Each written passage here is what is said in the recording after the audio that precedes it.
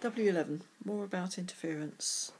In the picture here you can see the bright and dark fringes of the young slit experiment, or the two-slit experiment. So in the two-slit experiment, if you remember, the two sources must be coherent. That means they must have the same frequency and the constant phase difference.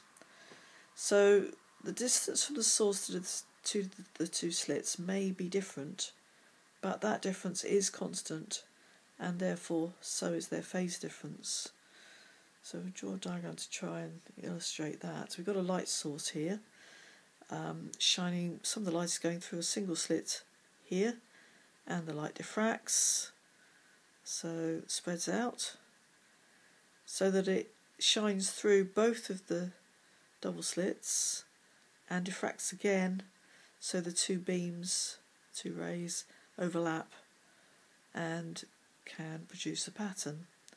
So the distances we're talking about are from here to here, top slit, and from here to here, the bottom slit. So it's very unlikely they'll be exactly the same, but they're always the same position, so the distance to them has a constant difference, and so that's why the phase difference is always constant, which makes them coherent. So there are three light sources that we might use in this experiment. The first is from a vapour lamp or a discharge tube. You did see those when we were doing the particle physics module. If you remember, the brightly coloured lamps depend on the elements in the vapour. So for example, a sodium lamp is a bright yellow, a mercury light is a sort of bright violet colour. We might also use filament lamps or the sun, and they both look white, but in fact they're a continuous spectrum, so they're all the colours of the rainbow mixed together.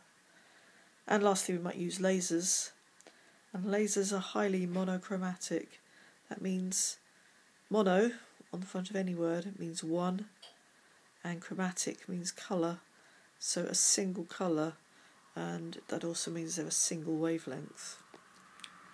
So here's our young slit pattern again, the two slit pattern. In the top diagram we've got monochromatic green light, so we've got very clear light and dark fringes. In the bottom diagram, on the other hand, we've got white light shining, and as you can see, as you go further away from the central fringe, the colours start splitting apart. You can actually see the spectrum of the light. And that's because of the equation W equals lambda d over s. So the width of the fringes is equal to the wavelength of the light multiplied by the distance to the screen and divided by the slit spacing. So if we consider just one fringe here, the blue, because it's got a shorter wavelength, means the width of the fringes is small, so the blue doesn't diffract very far from the centre, just that far. Red, on the other hand, has got a much longer wavelength, so the width, the fringe spacing is larger, so for the second fringe the red ends up on this side. So we've got the blue diffracts least, red diffracts most, and we get the spectrum appearing. If you have to plot the intensity or against position for a graph, for a diffraction pattern, then it would look something like that. So we've got a fringe in the middle, that'd be the 0th order fringe. The next one out is the 1st order fringe and the 2nd order fringe.